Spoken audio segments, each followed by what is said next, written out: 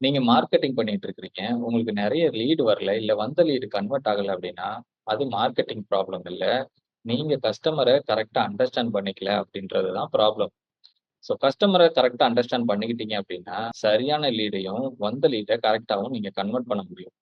So customer psychology அப்படின்றது ரொம்ப ரொம்ப முக்கியம். இதனால தான் நான் கன்சிஸ்டன்ட்டா போஸ்ட் போடுறேன். எனக்கு லைக்கோ, ஃபாலோவர்ஸோ வரல அப்படின்னு சொல்லுவாங்க.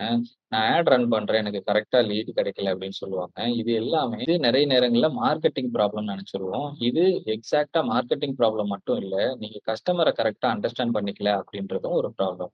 எதனால இந்த மாரி நடக்குது அப்டின்னா, நம்ம நெறைய நேரம் லாஜிக்கலா சேல் பண்ண முயற்சி பண்ணுவோம். அதனால கிடைக்கிற லீட் கிட்ட லாஜிக்கலா பேசிட்டு இருப்போம். ஆனா உங்களோட கஸ்டமர் உங்களோட ப்ராடக்ட்ட எமோஷனலா சூஸ் பண்றாங்க.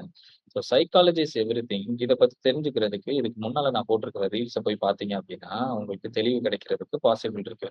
நான் என்னோட செஷன்ல சொல்ற விஷயம் இதுதான். சேல்ஸ் அப்படின்றது மேத்ஸ் கிடையாது. சேல்ஸ் அப்படின்றது சைக்காலஜி. நெறைய நேரங்கள்ல நம்ம சைக்காலஜி விட்டுட்டு மேத்ஸ் மட்டுமே பண்ணிட்டு இருக்கிறதுனால தான் சேல்ஸ் கன்வெர்ட் ஆக மாட்டேங்குது அப்படின்றத நீங்க புரிஞ்சுக்கணும்.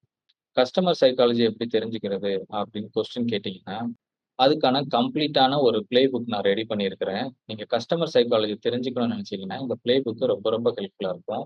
அது வேணும்னு நெனச்சீங்கன்னா, எனக்கு மைண்ட் அப்படின்னு டிஎம் பண்ணுங்க.